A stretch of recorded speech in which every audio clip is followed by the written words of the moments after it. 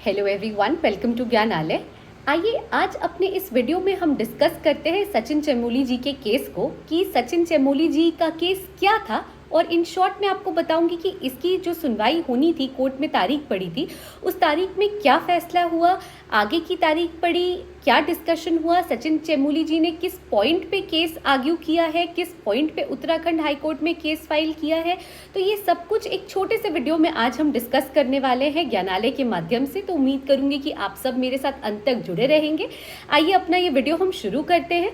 देखिए, सचिन चमोली जी ऑलरेडी जो कि है एम्प्लॉय है ईएमआरएस के, और उन्होंने जो कि है वो वहाँ पे कॉन्ट्रैक्चुअल बेसिस पे काम कर रहे हैं। और उन्होंने उत्तराखंड हाई कोर्ट में जब केस फाइल किया था तो उनका एकमात्र पॉइंट था, उनका पॉइंट ये था कि नेस्ट जिसको कि अथॉरिटी सौंप दी गई है ईएमआरएस की, कि नेस्ट ही जो कि है अब एग्जामिनेशन कंडक्ट करेगा, नेस्ट ही जो कि है अब जो फ्यूचर जितने भी प्रोसीजर्स होंगे एग्जामिनेशन और अपॉइंटमेंट रिलेटेड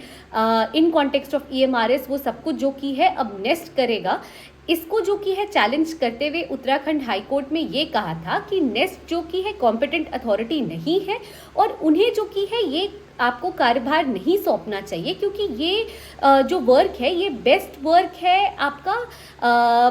जो स्टेट सोसाइटीज़ है उनका। हर स्टेट सोसाइटी बेहतर समझ सकती है कि उन्हें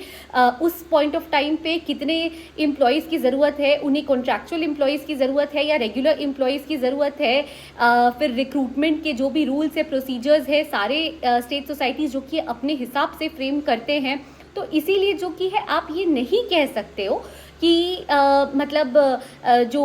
जो काम स्टेट सोसाइटीज़ कर रही थी या जो काम स्टेट सोसाइटी ज़्यादा अच्छे तरीके से कर सकती है उसे जो की है आप उनसे लेकर आप नेस्ट अथॉरिटीज़ को दे रहे हो। या आप ये नहीं कह सकते हो कि नेस्ट अथॉरिटीज़ ही कॉम्पिटेंट अथॉरिटी है जो कि ईएमआरएस के सारे प्रोसीजर्स को, एग्जामिनेशन रिलेटेड या आगे चल के जो भी कॉन्डक्ट रिलेटेड प्रोसीजर्स बनते हैं वो सब पे जो की है नेस्ट का ही डिसाइडिंग रोल होगा। तो यही उनका पॉइंट था और यही कहते हुए उन्होंने उत्तराखंड हाई कोर्ट में जो ये पावर सौंप दी गई है नेस्ट को, बीइंग दी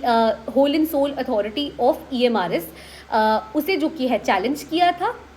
उत्तराखंड हाई कोर्ट में जब इसकी डेट पड़ी है तब अभी जो कि है टाइम नहीं रहने के कारण इस पे सुनवाई ही नहीं की जा सकी है आगे, और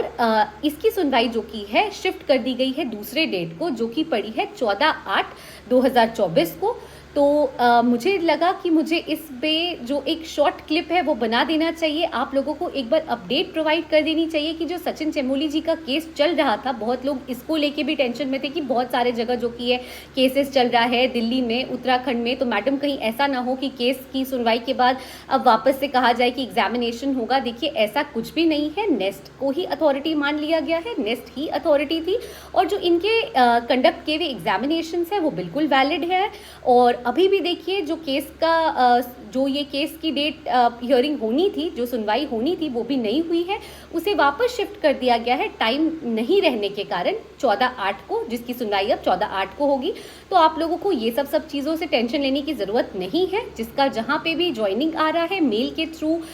या डीवी की प्रक्रिया समाप्त कर दी गई है, अब उन्हें इन्फॉर्म किया जा रहा है वेबसाइट पे ही डाल के, रोल नंबर्स मेंशन करके या स्पेसिफिक मेल्स करके वो लोग जाए और बिल्कुल आराम से जाके अपनी ज्वाइनिंग करें और अपने एक न्यू जो करियर अपॉर्चुनिटी है, जो एक करियर प्रोस्पेक्ट है जिसको कि लोगों ने चुन रखा है, उसे जो कि है पूरी तरह से निभाएं और उसमें पूरी तरह से जो कि है मन लगा के काम करें। तो आई होप कि मैंने जो डाउट था आप लोगों का या जो भी आपके दिमाग में चल रहा था कि केस में क्या हियरिंग हुई होगी, वो सब मैंने बता दिया है कि हियरिंग ही नहीं हुई है। और जो नेक्स्ट डेट पड़ी है 14/8 की, उसके बारे में भी मैंने आप लोगों को इन्फॉर्म कर दिया है। For further such updates, please stay tuned to Gyanalaya and do like, share and subscribe our channel. Thank you.